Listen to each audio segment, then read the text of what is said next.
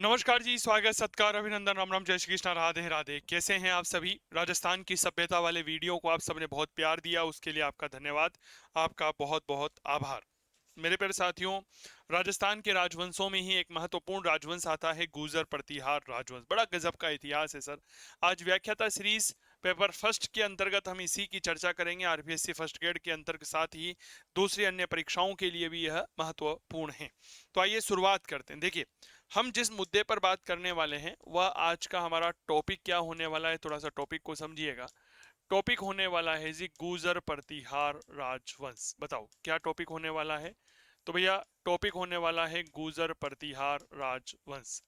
बड़ा महत्वपूर्ण मुद्दा है, बहुत अच्छे से चीज़ों को समझने की कोशिश करिएगा और आप लोगों के लिए यह टॉपिक जो है बड़ा उपयोगी हो रहेगा, क्योंकि अक्सर यहाँ से सवाल पूछा जाता है। एक समय था जब भारत के इतिहास में 647 ईस्वी में सम्राट हर्षवर्धन की मृत्यु हो जाती है।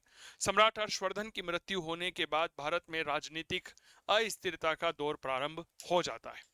उस समय एक नवीन शक्ति का उदय होता है और वह नवीन शक्ति थी प्रतिहार राजवंश, गुर्जर प्रतिहार राजवंश।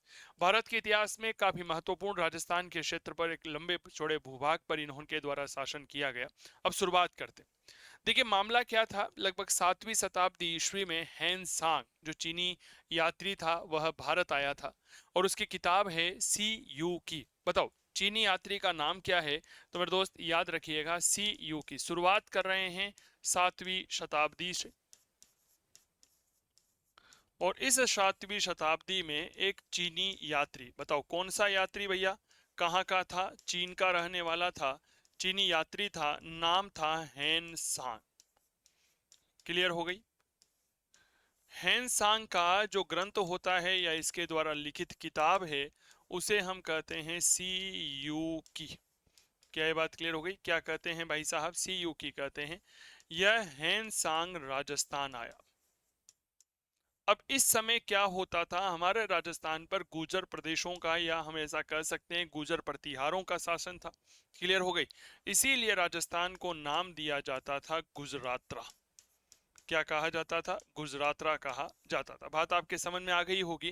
बात यह समझिएगा कि 6ठी शताब्दी या 7वीं शताब्दी ईसा पूर्व में हैनसांग राजस्थान आया। राजस्थान को गुजरातरा प्रदेश के नाम से उस समय जाना जाता था क्योंकि यहाँ पर गुजरों का शासन हुआ करता था। इस हैनसांग ने सी यू की में कुछ महत्वपूर्ण बातें लिखी कि जो हमारा गुजरातरा क्षेत्र था जहां पर गुर्जर शासन किया करते थे, इसके लिए यह हैनसांग चीनी भाषा में कुचेलो शब्द का प्रयोग करता है। कौन सा शब्द का प्रयोग करता है? तो याद रखिएगा, कुचेलो शब्द का प्रयोग करता है। इस गुजरातरा प्रदेश की राजधानी हुआ करती थी भीनमाल। बताओ क्या नाम था सर? याद रखिएगा जी, भीनमाल। जालोर में पड़ता है भीनमाल, पता होगा। तो भीनमाल के लिए इसने एक शब्द का प्रयोग किया था, पीलोमोलो।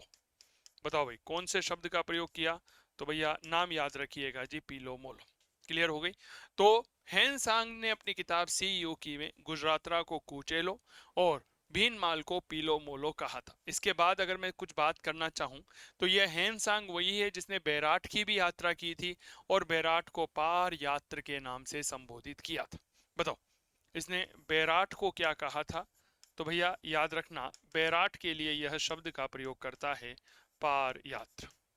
तो क्या ये बातें क्लियर हो गई? क्या एक बार मुझे बताओ। गुजरातरा प्रदेश को कुचेलो कहा, ठीक है। उसकी राजधानी भीनमाल जो है उसे पीलोमोलो कहा और बैराट को पारयात्र कहकर संबोधित करता है। क्लियर हो गई? अब मेरे प्यारे साथियों कुछ बातें समझिएगा कि आखिरकार यह प्रतिहार या गुर्जर प्रतिहार थे कौन। ठीक है ना? यह बहुत बड़ा महत्वपूर्ण प्रश्न है कि इनकी उत्पत्ति के संदर्भ में इतिहासकारों ने अलग अलग मत हमें प्रतिपादित किए हैं। कौन सा सही है कौन सा गलत है इसके बारे में तो आज दिन तक इतिहासकारों को पता नहीं लग पाया। क्लियर हो गई? मेरे दोस्त एक नाम आता है doctor Bhandarkar, Devadatta Ramakrishna Bhandarkar, D R Bhandarkar, और मिस्टर जैक्सन। मिस्टर जैक्सन ने किताब लिखी है, नाम है बंबई गजेटियर। और डॉक्टर भंडारकर इन्होंने कहा है कि यह विदेशी थे। तो पहली बात याद रखिएगा जी, डॉक्टर भंडारकर। बताओ क्या ये बात क्लियर हो गई? और इनके साथी का नाम हम कह सकते हैं डॉक्टर जैक्सन या मिस्टर जैक्सन कह सकते हैं। इन्होंने इन्हें क्या माना है? इन्हें माना है जी विदेशी। लेकिन भाई साहब ये तो हमारे यहाँ के थे, है ना, इनके मत देने से क्या होता है, हमारे यहाँ के थे। तो सर याद रखना, डॉक्टर गौरी शंकर हीराचंद ओझा, गौरी शंकर हीराचंद ओझा, इन्होंने गुर्जर प्रतिहारों को क्या माना है, तो याद रखिएगा जी वैदिक क्षत्रिय माना है। यह प्रश्न हमसे अक्सर पूछा जाता है कि बताओ गुर्जर प्रतिहारों को वैदिक क्षत्रिय मानने वाला कौन सा इतिहासकार है। तो याद रखिएगा गुर्जर प्रतिहारों को वैदिक क्षत्रिय मानने वाला इतिहासकार है डॉक्टर गौरी शंकर हीराचंद ओझा। क्लियर हो गई कौन है, तो याद रखिएगा जी गुर्जर प्रतिहारों को वैदिक क्षत्रिय मानने वाला इतिहासकार डॉक्टर गौरी शंकर हीराचंद ओझा। ठीक है, गुर्जर प्रतिहारों में ही एक महत्वपूर्ण राजा हुआ है और उसका नाम है मिहिर भोज। मिहिर भोज ने ग्वालियर प्रशस्ति लिखी है। बताओ मिहिर भोज ने क्या लिखा है, तो याद रखना भाई साहब ग्वालियर प्रशस्ति लिखी है जी, चर्चा करूंगा, संस्कृत भाषा में लिखी गई है। मिहिर भोज, ये भोज प्रथम भी कहलाता है। इसने क्या लिखी है, तो भैया याद रखना इसने लिखी है ग्वालियर प्रशस्ति। क्लियर हो गई।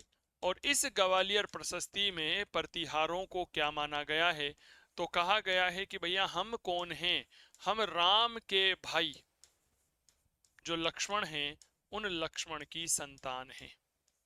राम के भाई लक्ष्मण की क्या है, संतान है।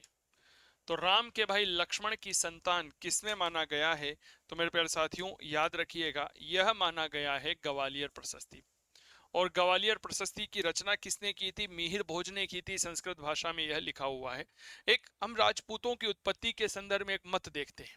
चंद्रबरदाई ने अपने ग्रंथ पृथ्वीराज रासो में यह मत दिया था, अग्निकुंड उत्पत्ति का मत, याद होगा, जिसमें वो कहता है कि ऋषि वशिष्ठ के द्वारा आबू पर्वत पर एक यज्ञ किया गया तो राजपूतों की 4 शाखाएं, ठीक है, प्रतिहार, परमार, चालुक्य और चौहानों की उत्पत्ति होती है।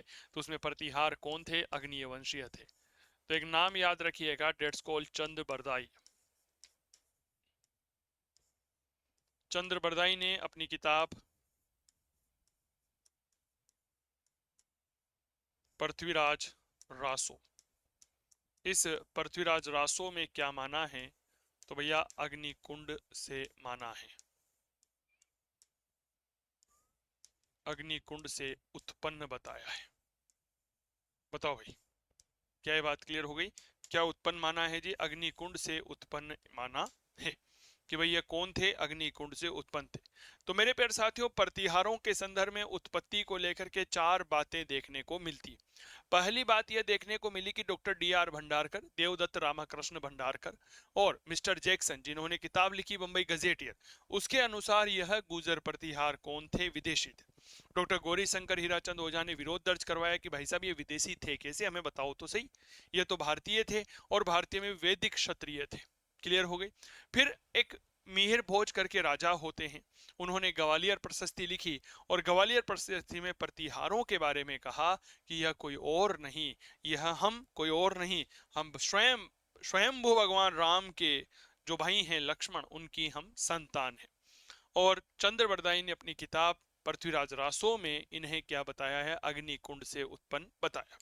क्या यहाँ तक चीजें क्लियर हो गई हो, तो फटाफट शेयर कर दीजिए क्लास को भी, ठीक है ना। एक नया नवाचार किया है सर आप सभी के लिए, ताकि आप सभी को इतिहास की वह गहराइयों को बता सकूं जो भर्ती परीक्षा के लिए बड़ी उपयोगी है। अब एक नाम आता है जी मुणोत नैणसी।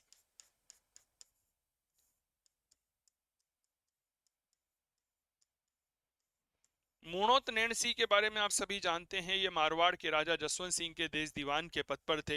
इन्होंने नैणसी लिख्यात और मारवाड़ परगनारी विगत जैसी 2 किताबें लिखी है। क्लियर हो गई। सर मुणोत नैणसी ने प्रतिहारों की 26 शाखाओं का उल्लेख किया है और इन 26 शाखाओं में सबसे प्राचीन शाखा मंडोर मानी गई है। तो मुणोत नैणसी ने गुर्जर प्रतिहारों की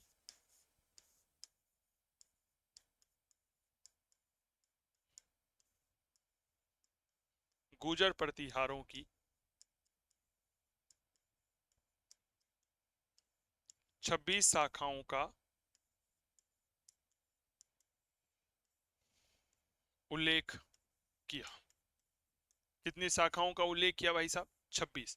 और 26 में से सबसे प्राचीन शाखा कौन सी है, प्राचीन शाखा, तो भैया याद रखना सबसे प्राचीन शाखा मानी गई है मंडोर की। जोधपुर में पड़ती है मंडोर शाखा। क्लियर हो गई। तो मंडोर जो है वह सबसे प्राचीन शाखा मानी गई है।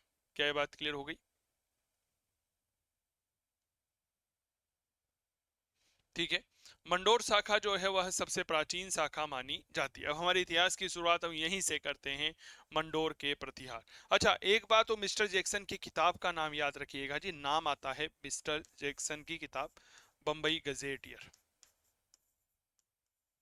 बताओ क्या नाम है? तो भैया नाम पड़ता है बंबई गजेटियर। क्लियर हो गई क्या बात? मिस्टर जैक्सन की किताब है बंबई गजेटियर। नाम थोड़ा सा इंपॉर्टेंट है, याद रखिएगा। तो सबसे पहले हमने गुर्जर प्रतिहारों के एक उत्पत्ति के बारे में बात को समझने की कोशिश करी। क्या ये बात क्लियर हो गई? और इसके अलावा फिर हमने बात करी इनकी उत्पत्ति को लेकर के मत, एक परिचय, फिर इनकी शाखाओं की बात करी और बात करी मंडोर की। अब चर्चा करते हैं मंडोर के प्रतिहारों को लेकर के। बहुत अच्छे से चीजों को समझिएगा। हम पहली बात कर रहे हैं मेरे दोस्त,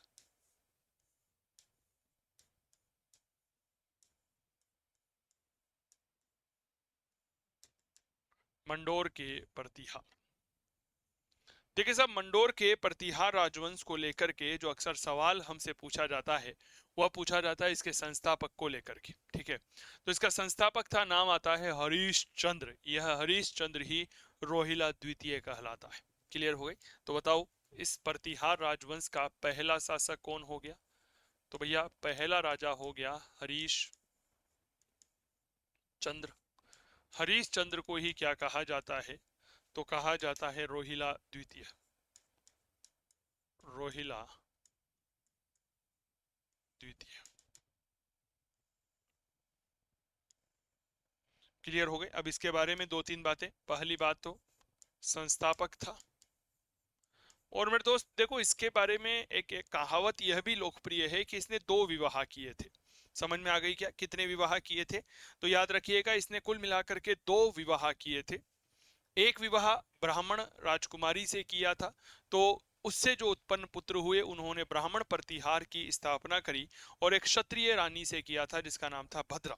और उनकी वजह से जो है कहीं ना कहीं किसकी स्थापना हुई थी? तो याद रखिएगा, क्षत्रिय प्रतिहारों की स्थापना। तो रानी भद्रा से चार बेटे उत्पन्न हुए, भोग, कदक, रज्जिल और दह। इन चारों ने मिलकर के मांडव्यपुर नाम का कस्बा जो था उसे जीत लिया। ठीक है, और जीत करके उस मांडव्यपुर का नाम मंडोर रखा और उसे अपनी राजधानी बनाया। तो सुनिएगा, इसकी एक रानी थी भद्रा। भद्रा के चार पुत्र। चार पुत्र का नाम थोड़ा सा याद रहेगा। भोग, पहले बड़े बेटे जो है उसका नाम क्या होता है? तो याद रखना, भोग, कदक। ठीक है, भोग हो गया, कदक हो गया, रज्जिल हो गया, दह हो गया।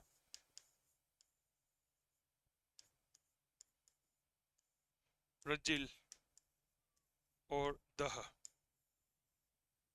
क्लियर हो गई? और मेरे प्यारे साथियों, इन चारों ने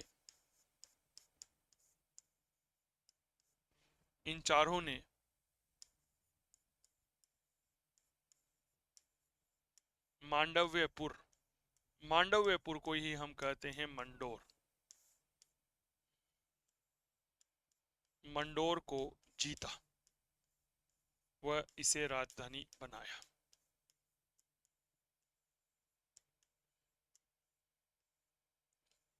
क्या बनाया भाई साहब? राजधानी बनाया। यह प्रश्न डायरेक्ट आपके पिछली बार भी परीक्षा में पूछा गया था कि बताओ हरीश चंद्र के समय प्रतिहारों की राजधानी क्या थी? तो याद रखना, हरीश चंद्र के समय प्रतिहारों की राजधानी बनाई गई थी मंडो। क्लियर? अब देखो जी, पांचों उंगलियां बराबर नहीं होती, तो चार पुत्र थे, चारों ही बराबर के नहीं थे। सबसे योग्य था रज्जिल। क्या ये बात क्लियर हो गई? यह रज्जिल एक ऐसा राजा था जिसके वजह से मंडोर के प्रतिहारों की वंशावली प्रारंभ मानी जाती है। तो अगला महत्वपूर्ण राजा जो आपके समक्ष गद्दी पर बैठेगा उसका नाम आता है रज्जिल। बताओ भाई, नाम क्लियर हो गया क्या? रज्जिल। देखो भाई साहब, रज्जिल जो है, यह हम जानते हैं इस बात को कि यह कौन था। तो यह हरीश चंद्र और भद्रा का तीसरा बेटा था। क्या मैं ठीक कर रहा हूं? भोग, कदक, रज्जिल और दह, ठीक है। तो उनके बाद महत्वपूर्ण व्यक्ति रज्जिल। रज्जिल ही वही राजा है जिससे गुजर प्रतिहारों की वंशावली प्रारंभ मानी भाई। तब जो योग्य होगा ना, दुनिया उसी को सलाम करती है जी, ये बात याद रखना। क्लियर हो गई। तो इसी से मंडोर के प्रतिहारों की, मंडोर के प्रतिहारों की वंशावली प्रारंभ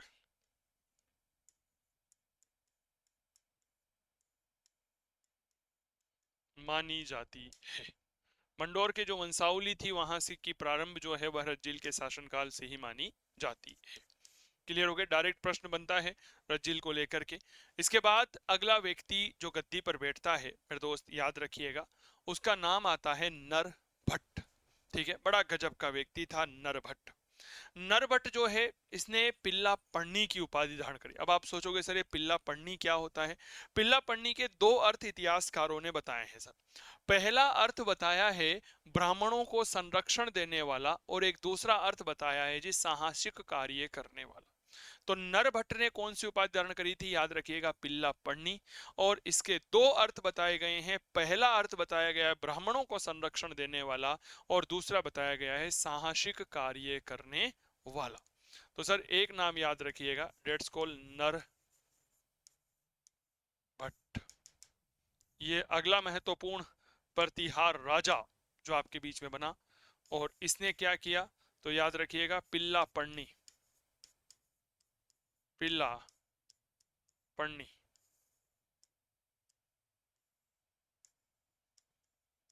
की उपाधि धारण की।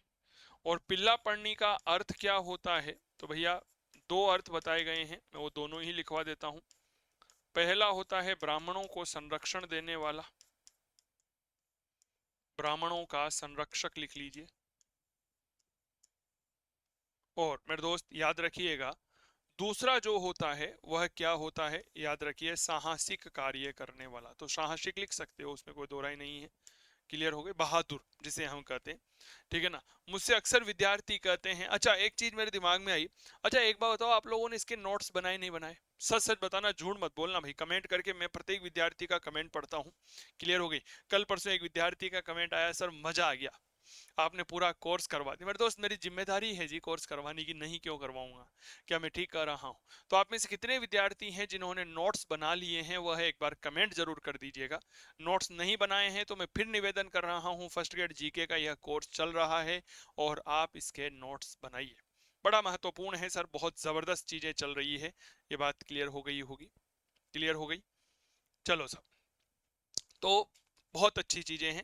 और अगर आप फर्स्ट ग्रेड इतिहास विषय से तैयारी कर रहे हो ना, तो काव्य क्लासेस कोटा के मोबाइल एप्लीकेशन पर फर्स्ट ग्रेड इतिहास विषय का ऑनलाइन कोर्स अवेलेबल है, वो आप देख सकते हैं। ठीक है, जैसे भी उसमें विश्व इतिहास की क्लास चल रही है, मैं आपको दिखा देता हूँ। ठीक है ना। जैसे पुनर्जागरण अभी पढ़ा रहा हूँ मैं, ठीक है ना। पुनर्जागरण आज कंप्लीट हो गया है, तो मैं आपको दिखा देता हूँ उसकी पीडीएफ, ताकि आपके दिमाग में थोड़ा सा आइडिया जो है वो क्लियर रहे कि हाँ भाई पुनर्जागरण इस तरह से पढ़ा जाता है। ठीक है, देखो साहब, ये पुनर्जागरण की क्लास है। जैसे विश्व इतिहास का परिचय दिया, फिर हमने पुनर्जागरण की शुरुआत करी, क्या होता है। ठीक है, पुनर्जागरण के बारे में बताया, विभिन्न इतिहासकारों ने जो मत दिए वो मैंने आपको बताया। शब्द बताए, पुनर्जागरण का पहला प्रयोग लोकप्रियता विज्ञान के क्षेत्र में प्रयोग किसने किया। कारण बताए कि इटली में ही क्यों हुई। तो देखो नक्शा बना के मैंने आपको बताया है। अब इससे कई सारी चीजें जो है ना वो क्लियर हो जाती है। क्या मैं ठीक कर रहा हूँ।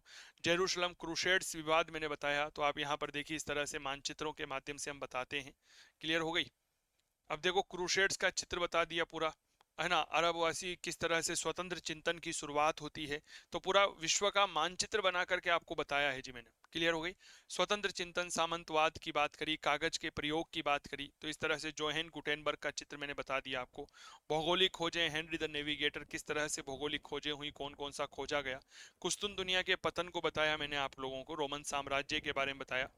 मानवतावाद क्या होता है, साहित्य की बात करी तो इटालियन साहित्य दांते, उसका चित्र बता दिया, दांते की रचनाएं और रचनाओं में जो रचना इंपॉर्टेंट है उसका डेफिनेशन।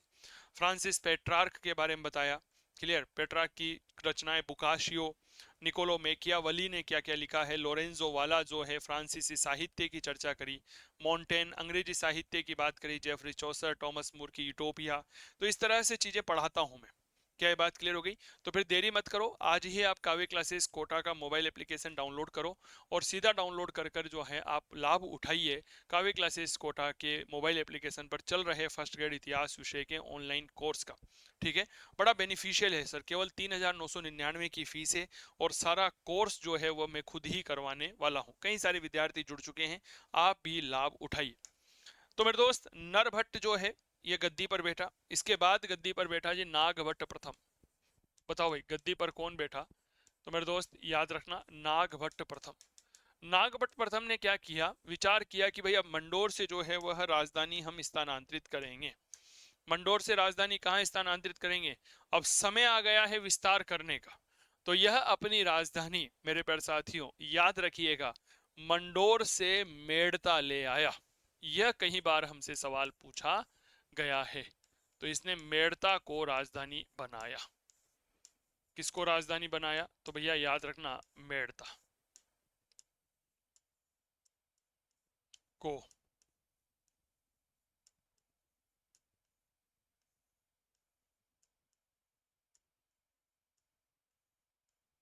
मेड़ता को जो है वह क्या बनाया जी? सर याद रखिएगा, राजधानी बनाया। किसने बनाया मेड़ता को राजधानी? नागभट्ट प्रथम ने बनाया। लिख लो। चले साहब, अब देखो प्रत्येक राजवंश में ना एक दो बहादुर राजा होते हैं। क्या मैं ठीक कर रहा हूँ? और प्रत्येक राजवंश में एक दो ऐसे राजा होते हैं जिनको युद्ध के अलावा बाकी सब चीजें आती है। चाहे वो आप कला के क्षेत्र में ले लो, चाहे साहित्य के क्षेत्र में ले लो, तर्कशास्त्र के क्षेत्र में, ज्योतिष ले लो, कवि ले लो, कुछ भी कर लो। तो भाई साहब यहाँ पर एक ऐसा ही राजा हुआ और उसका नाम था कक। भाई साहब कक के बारे में मैं एक लाइन कहता हूँ जी, ये गुणों की खान था। कक के बारे में मैं क्या कहता हूँ? गुणों की खान था। कवि था, साहित्यकार था, ज्योतिष था, यह तर्क शास्त्र का ज्योतिष ज्योतिष था, तर्क शास्त्र का जानकार था। क्लियर हो गई? कौन? कक। तो कई सारे गुणों से युक्त था कक। तो ये प्रश्न पूछा जाता है। अब यहां पर सुनिए, ये तो हो गया, लेकिन भाई साहब बहादुर भी था। पाल शासक धर्मपाल को पराजित किया था सर मुदागिरी के युद्ध में। मुदागिरी बिहार में एक जगह है मुंगेर, उस मुंगेर जिले में यह स्थित है। तो याद रखना, मुदागिरी का युद्ध। भाई साहब कौन सा युद्ध? कभी पढ़ा है आप लोगों ने? नहीं पढ़ा होगा। मुदागिरी का युद्ध। सबसे पहले तो मुदागिरी पड़ती कहाँ है? तो भैया बिहार है। बिहार में एक जगह है मुंगेर, इस मुंगेर में है मुदागिरी। और इस मुदागिरी के में युद्ध हुआ। कक वह पाल शासक, बंगाल का पाल शासक था, धर्मपाल। पाल, धर्मपाल, धर्मपाल हुआ पराजित, कक हुआ विजेता। क्लियर हो गई? तो मुदागिरी का युद्ध हुआ बिहार के मुंगेर में, और इस युद्ध में हमारा कक जीत गया और पाल शासक धर्मपाल हार गए। क्या ये बात क्लियर हो गई? तो नो डाउट इसमें बहुत गजब की चीजें जो है वो हमें देखने को मिलती है। कक के बाद अगला महत्वपूर्ण राजा, कक कौन था सर? याद रखना, साहित्यकार था, एक ज्योतिष था, एक कवि था, तर्क शास्त्र का जानकार था, और मुदीगिरी के युद्ध में इसने, कक ने पाल शासक धर्मपाल को हराया। अब देखो आपके एग्जाम में डायरेक्ट प्रश्न बनता है। मैं हमेशा अपने विद्यार्थियों को कहता हूं, क्या कहता हूं, कि भैया आप अपने हिसाब से मत सोचो। आपको अगर परीक्षा पास करनी है तो आपको एग्जामिनर के दिमाग के अनुसार सोचना पड़ेगा कि आपका एग्जामिनर जो है वह क्या सोचता है, उसकी क्या थिंकिंग पावर है, और वह किस तरह से प्रश्न बना सकता है। क्लियर हो गई क्या बात? तो मेरे दोस्त बहुत गजब की बात है। इसके बाद एक महत्वपूर्ण राजा बना, उसका नाम आता है कक्कुक। ठीक है। उद्योतन सूरी ने कुवलय माला नाम की किताब लिखी थी, हम सबको पता है, वत्सराज के दरबार में अभी थोड़ी देर बाद चर्चा करेंगे। तो उद्योतन सूरी ने बेसिकली कक्कुक नाम के राजा को, यह कक है और हम बात कर रहे हैं कक्कुक की, प्रतिहारों का कर्ण कहा है। क्यों कहा है जी? दानशील आदमी था। देखो एक बात याद रखना, अगर किसी भी व्यक्ति की दानशीलता के संदर्भ में तुलना करनी हो ना, तो सीधा किसके साथ कर दी जाती है जी? कर्ण के साथ कर दी जाती है। क्या ये बात क्लियर हो गई? कर्ण विश्व में, संपूर्ण विश्व में सबसे बड़ा दानशील व्यक्ति कर्ण ही हुआ था।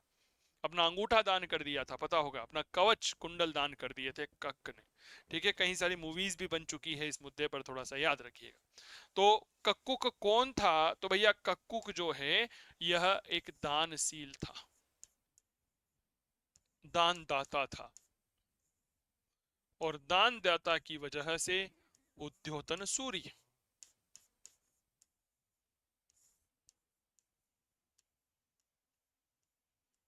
ने अपने ग्रंथ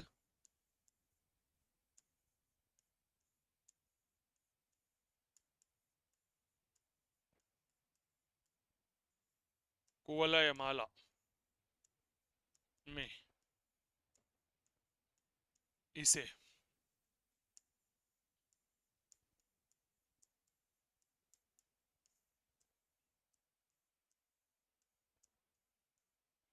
प्रतिहारों का कारण कहा है।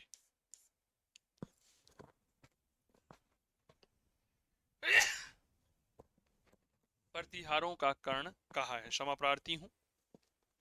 लिख लिया क्या? चलिए, तो ये चीजें थोड़ा सा याद रखना। ठीक है, कक के बारे में, कक्कुक के बारे में, दानदाता था। उद्यतन सूरी ने अपनी किताब कुवलय माला में इसे प्रतिहारों का कर्ण कहकर संबोधित किया। इसके समय मूल रूप से 837 और 861 ईस्वी में घटियाला शिलालेखों की रचना हुई है। और ताजुब की बात यह है, इन घटियाला शिलालेखों में जो है वह मंडोर के प्रतिहारों की वंशावली दी गई है। क्या बात क्लियर हो गई? तो आइए बात करते हैं। 837 ईस्वी, 861 ईस्वी,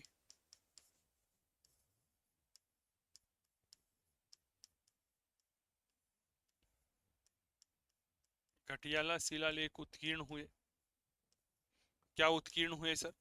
घटियाला शिलालेख। और इन घटियाला शिलालेखों में क्या मिलता है? तो भैया याद रखना, मंडोर के प्रतिहारों की वंशावली।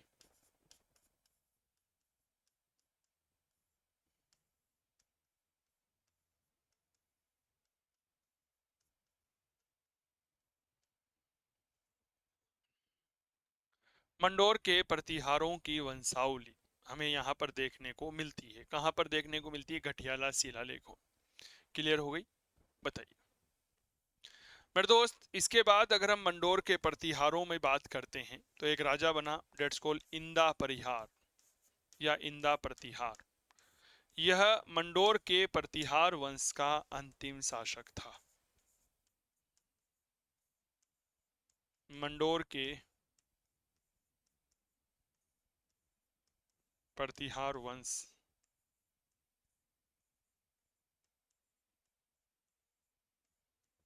का अंतिम शासक। क्लियर हो गई क्या बात? मंडोर के प्रतिहार वंश का अंतिम शासक कौन था? इंदा था।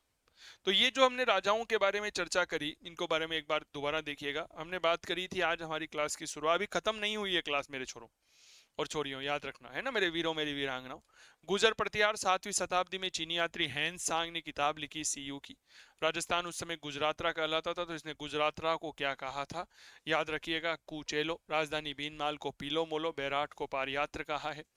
डॉक्टर भंडारकर और मिस्टर जैक्सन के अनुसार यह विदेशी थे। मिस्टर जैक्सन की किताब बंबई गजेटियर होती है। गौरीशंकर हीराचंद ओजानी ने वैदिक क्षत्रिय कहा है। मिहिर बोज ने ग्वालियर प्रशस्ति में राम के भाई लक्ष्मण की संतान बताया। चंद्र बरदाई ने अपनी किताब पृथ्वीराज रासो में अग्निकुंड से उत्पन्न बताया। नैन्सी ने इनकी 26 शाखाएं बताई, सबसे प्राचीन मंडोर की बताई थी। हरिश्चंद्र रोहिलादित्य मंडोर के प्रतिहारों का संस्थापक था। 4 पुत्र थे, बोक, कदक, रज्जिल और दह। चारों ने मंडोर को जीता और राजधानी बनाया। रज्जिल से वंशावली प्रारंभ। नरभट्ट ने पिल्ला पन्नी की उपाधि धारण करी, जिसका अर्थ होता है ब्राह्मणों का संरक्षक या साहसिक कार्य करने वाला। नागभट्ट प्रथम मेड़ता को राजधानी बनाया। कक कवि था, साहित्यकार था। क्लियर हो गई। ज्योतिष था, तर्कशास्त्र का जानकार था। मुदागिरी के युद्ध में पाल शासक धर्मपाल को हराया। कक्कुख दानदाता था। उद्योतिन सूरी ने अपनी किताब कुवलय माला में से प्रतिहारों का कर्ण कहा है। क्लियर हो गई। चलिए, 837 और 861 ईस्वी के घटियाला शिलालेखों में मंडोर की प्रतिहारी को वंशावली शुरू होती है। इंदा मंडोर के प्रतिहारों का अंतिम शासक। तो ये थे मंडोर के प्रतिहार। अब इसके बाद हम थोड़ी सी चर्चा करते हैं मेरे दोस्त किस संदर्भ में, याद रखिएगा जी। चर्चा करते हैं भीनमाल या जालोर के प्रतिहार। हेडिंग डालिएगा। क्लास कैसी लग रही है, मजा आ रहा है ना?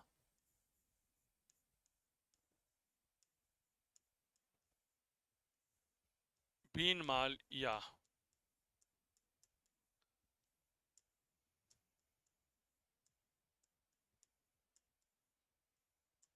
जालोर के प्रतिहार। आपने जवाब नहीं दिया कि आप लोग नोट्स बना रहे हो या नहीं बना रहे हो। नोट्स बना ही लेना, मैं फिर बता दूं आप लोगों को। हाँ, नहीं नहीं नहीं, फिर मत बोलना।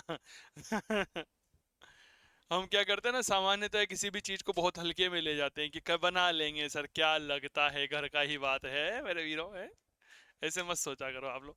देखो, भीनमाल जो है ना, इसका प्राचीन नाम होता है श्रीमाल। भीनमाल का प्राचीन नाम क्या होता है? तो भैया याद रखना, प्राचीन नाम होता है जी श्रीमाल।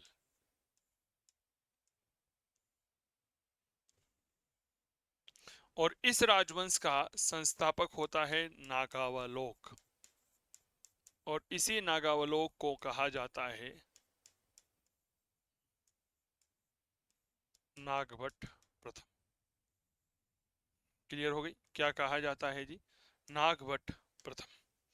कौन था यह? तो भैया याद रखना जी, यह संस्थापक था। किसका संस्थापक है? भीनमाल के या जालोर के प्रतिहारों का संस्थापक। अब देखिए, हमने थोड़ी देर पहले चर्चा करी थी मिहिर भोज की ग्वालियर प्रशस्ति। क्या ये मिहिर भोज की ग्वालियर प्रशस्ति वही है क्या जिसमें प्रतिहारों के बारे में कहा गया है कि यह राम के भाई लक्ष्मण की संतान है? एम आई राइट और रॉन्ग? तो मेरे दोस्त, ग्वालियर प्रशस्ति में इसे इसे क्या कहा गया है? नारायण कहा गया, या मलेच्छों का दमन करने वाला कहा गया। क्यों कहा गया है? क्योंकि भैया इसने क्या किया था, यानी कि नागभट्ट ने क्या किया था, सिंध प्रदेश के जो बलूच थे और अरब आक्रमणकारी थे, उन्होंने हमारे भारत पर आक्रमण कर दिया।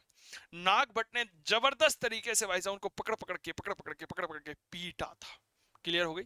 बहुत बुरी तरह मारा, उन्हें पीटा, यानी उन्हें उनसे हमारे भारत की रक्षा करी थी, राज्य की रक्षा करी थी। इसीलिए इसे नारायण कहा गया है और मलेच्छों का दमन करने वाला कहा गया है। तो भाई याद रखना, ग्वालियर प्रशस्ति।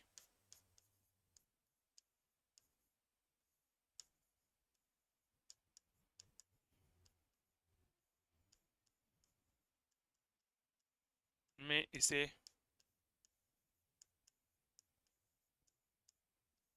नारायण व मलेच्छों का दमन करने वाला कहा गया है। यह प्रश्न डायरेक्ट आया है आपकी कि नारायण किसे कहते हैं? नागावलोक को ही कहते हैं। इसने सिंध के बलूचों सिंध के बलूचों व अरब आक्रमणकारियों से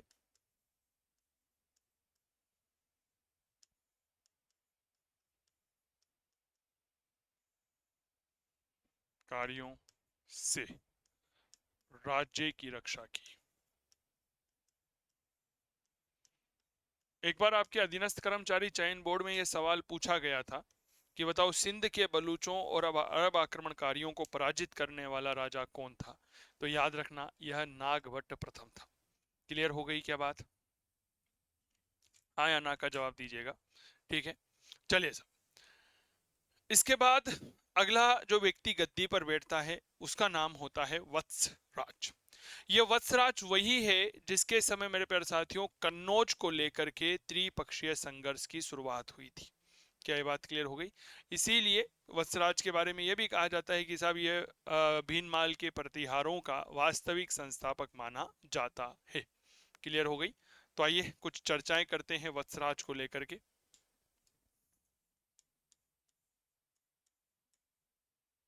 वत्सराज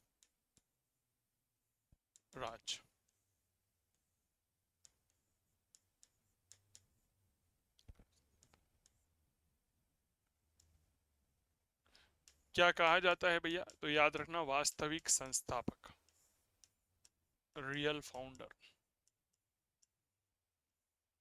क्लियर हो गई? चलिए, और इसी के समय क्या हुआ था, तो एक नक्शा देखिएगा भारत का। आप सबको भारत का नक्शा बनाना आता है ना? नहीं आता है तो सीख लो, क्योंकि देखो अगर ये सोचो कि केवल और केवल भूगोल में ही यानी कि ज्योग्राफी में ही नक्शे की आवश्यकता पड़ती है तो वह गलत है। क्लियर हो गई? एक मैं अभी कुछ समय पहले एक वीडियो देख रहा था, मेरी बात सुनिएगा, है ना? उसमें बताया जा रहा था कि दो लाइन इधर खींचो, दो लाइन इधर खींचो, इसको अंदर ले लो, इसको बाहर ले लो, ऊपर मिला दो, और एक नीचे एक नीचे, एक ऐसी लंबी एक छोटी, फिर ऊपर और फिर नीचे और फिर ऐसे, फिर यूं और फिर यूं, फिर यूं, फिर यूं, फिर यूं, फिर यूं। भाई साहब क्या ऐसे नक्शा बन सकता है क्या? हाँ, आपको लगता है इस तरह से एक नक्शा तैयार किया जा सकता है? मुझे तो नहीं लगता है, आप लोगों को लगे तो मुझे जरूर बताइएगा। यहां पर एक केंद्र बिंदु हुआ करता था शक्ति का, और इसका नाम आता है कन्नौज।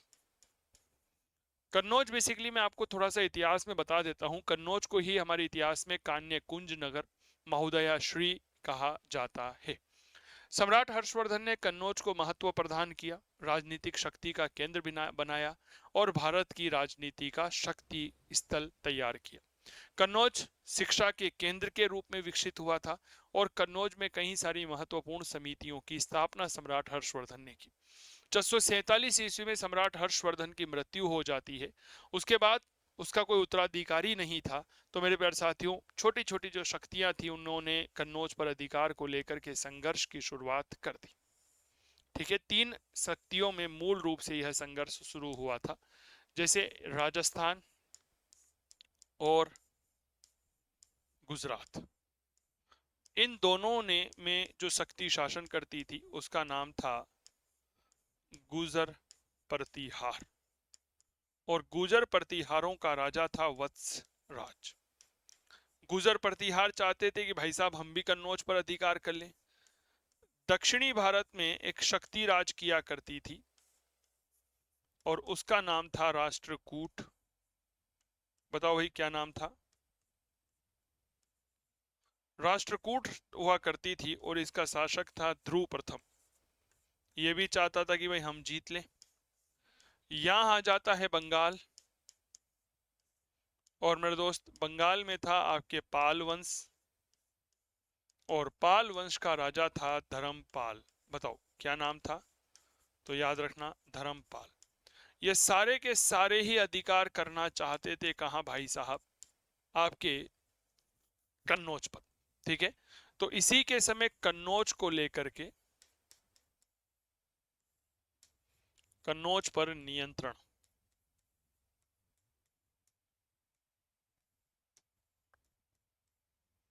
नियंत्रण को लेकर त्रिपक्षीय संघर्ष की शुरुआत हुई। संघर्ष का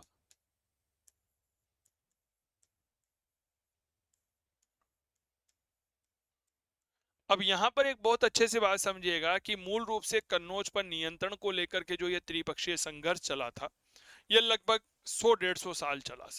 कई सारे राजाओं ने इसमें भाग लिया था, और अंततः गुर्जर प्रतिहार इसमें जीत गए थे। कौन जीत गए थे सर? गुर्जर प्रतिहार जीते।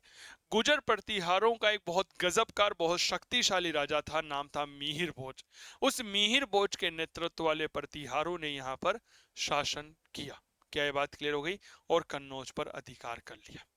तो अंततः इस त्रिपक्षीय संघर्ष में कौन विजेता रहे थे?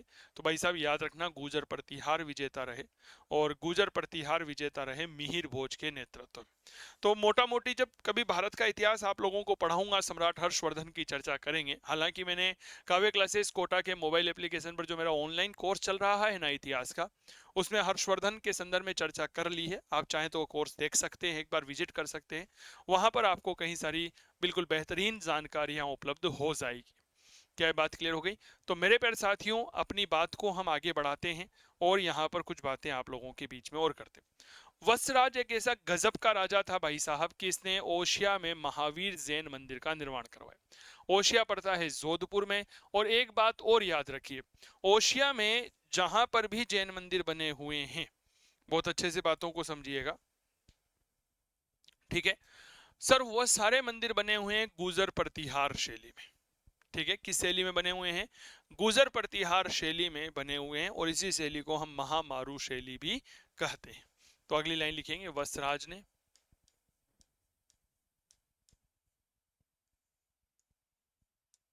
नहीं,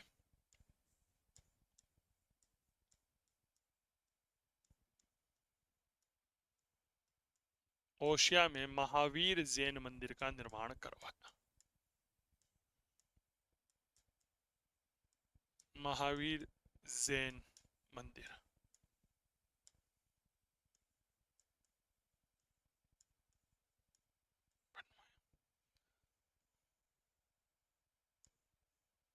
शैली जो है वह बताओ कौन सी रहेगी? तो भैया नाम याद रखना जी, इसे हम कहते हैं गुर्जर प्रतिहार शैली।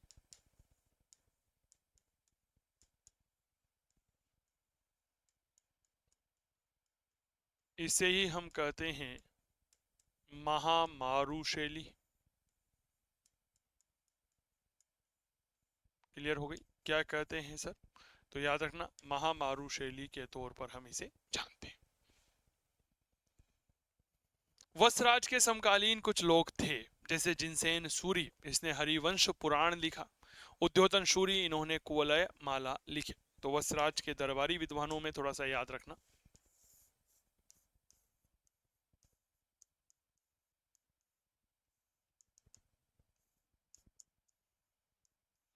एक नाम आता है जिनसेन, और जिनसेन ने क्या लिखा है? तो भैया इन्होंने लिखा है हरिवंश पुराण। क्लियर हो गई? दूसरा,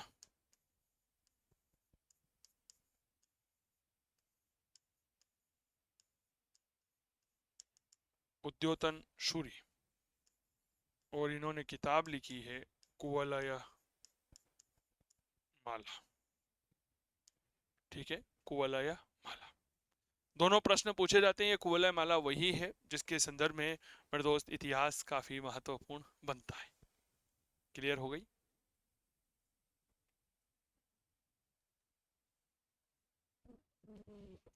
चलिए साहब आगे बढ़ते हैं। इसके बाद अगला व्यक्ति जो गद्दी पर बैठा यहाँ पर, उस व्यक्ति का नाम आता है जी नागभट्ट द्वितीय। बताओ भाई क्या नाम आता है? तो मेरे दोस्त उसे हम कहते हैं नागभट्ट द्वितीय। सन नागभट्ट द्वितीय ने कई सारे विजय प्राप्त करी, बंगाल के पाल शासकों को भी पराजित किया था। इसीलिए इसने एक उपाधि धारण करी, नाम है परम भट्टारक महाराजाधिराज परमेश्वर। तो एक बात याद रखिएगा, इसकी शानदार उपाधि के बारे में आप लोगों को थोड़ी सी जानकारी होनी चाहिए। उपाधि बताओ कौन सी धारण करी थी? तो भैया परम भट्टारक महाराजाधिराज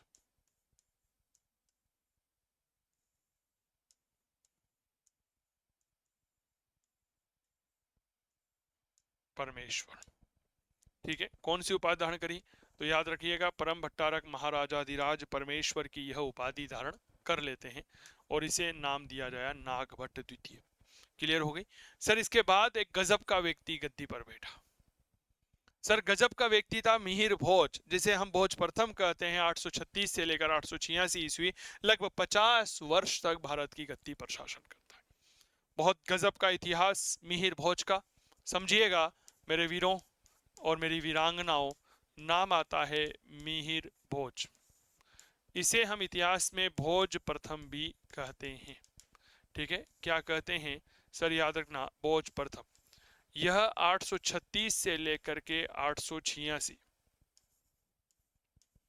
ईस्वी तक गद्दी पर रहा, लगभग 50 वर्ष तक। क्लियर हो गई।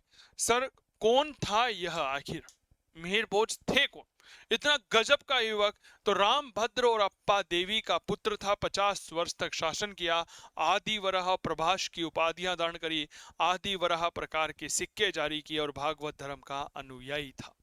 क्लियर हो गई। तो सबसे पहले याद रखिएगा कौन था यह, तो यह रामभद्र व अप्पा देवी का पुत्र था। क्लियर हो गई।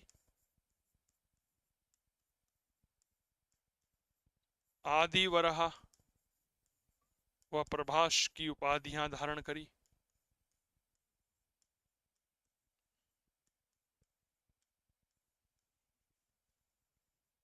उपाधियां धारण करी, आदि वराह प्रकार के सिक्के चलाए,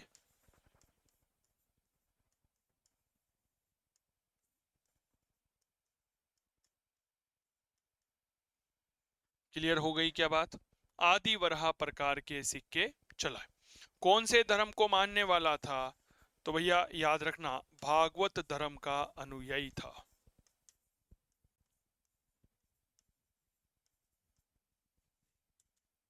भागवत धर्म का अनुयायी था।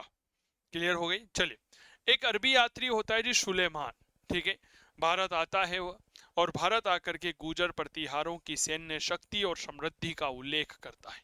ठीक है, तो ये बात थोड़ा सा याद रखना। और सुलेमान ने ही मिहिर भोज को इस्लाम का सबसे बड़ा शत्रु कहा था।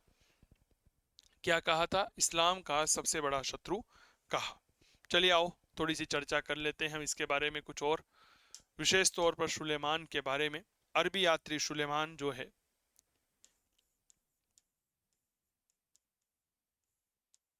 अरबी यात्री, अरब देश का रहने वाला था, नाम था सुलेमान। ने सुलेमान ने क्या किया? ने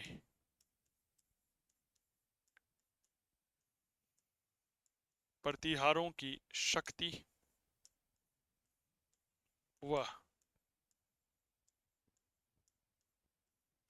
समृद्धि का उल्लेख किया। और यह मिहिर भोज को क्या कहता है? इस्लाम का सबसे बड़ा शत्रु। मिहिर भोज को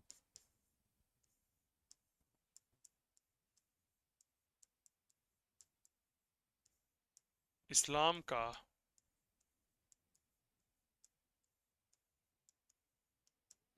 सबसे बड़ा शत्रु बताया। ठीक है, क्या बताया जी? इस्लाम का सबसे बड़ा शत्रु बताया।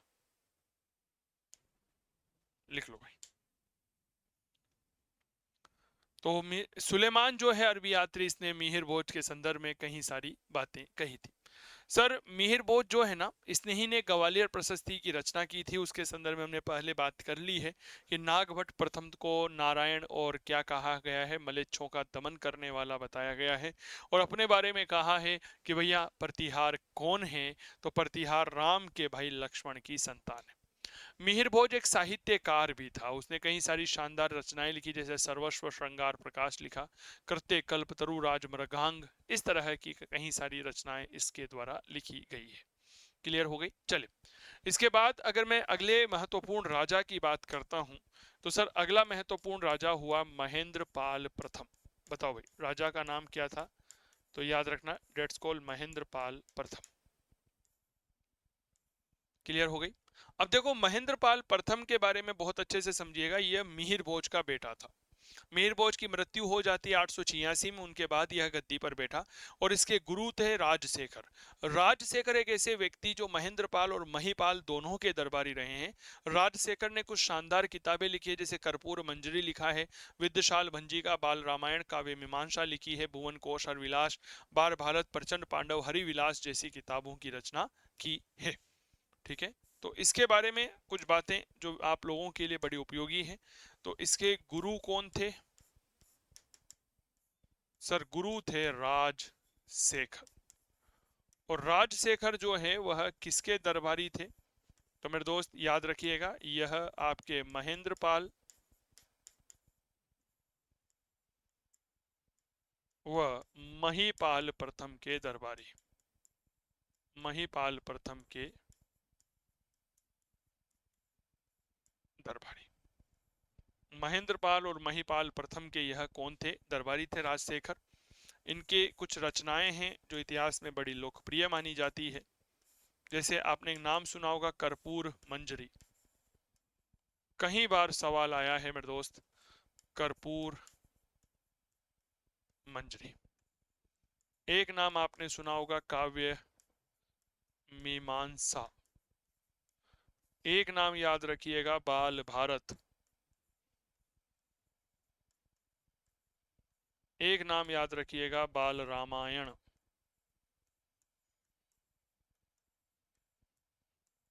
बाल रामायण।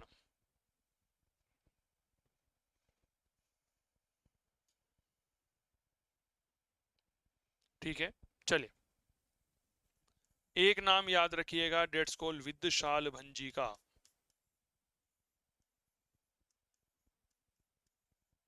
एक नाम याद रखिएगा, हरविलास। एक नाम याद रखिएगा, प्रचंड पांडव। तो ये कुछ महत्वपूर्ण रचनाएं हैं जो मूल रूप से राजशेखर ने लिखी थी, और यहां से हमारे सवाल पूछा जाता है। जैसे एक भुवन कोश भी बची हुई है, इनमें लिख लो।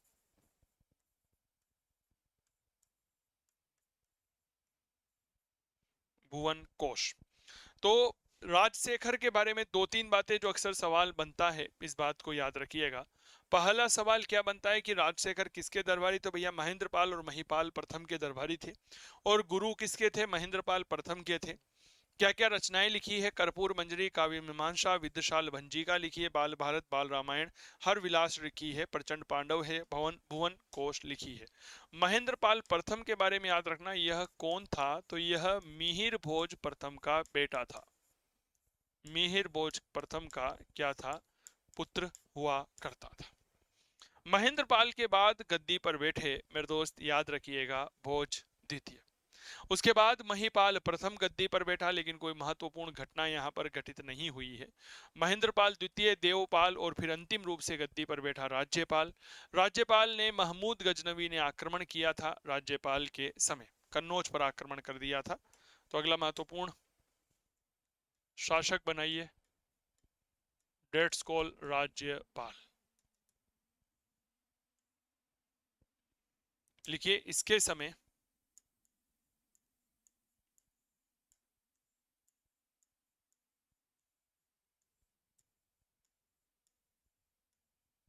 महमूद गजनवी ने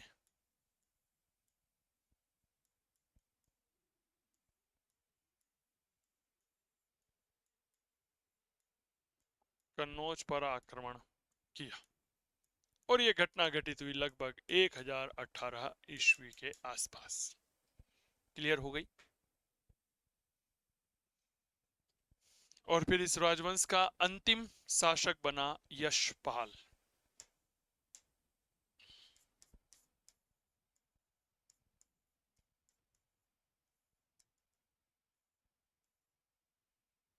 यशपाल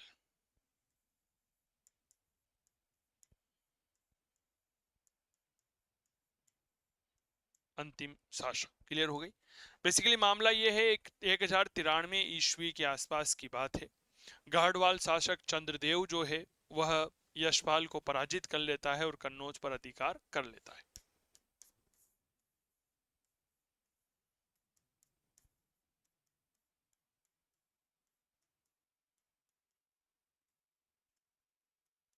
गढ़वाल शासक।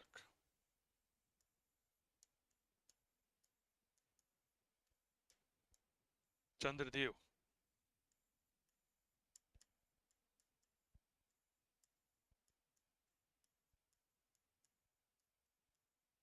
यशपाल को पराजित कर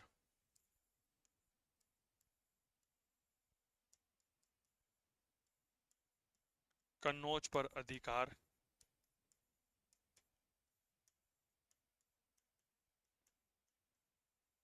कर लेता है। क्या ये बात क्लियर हो गई?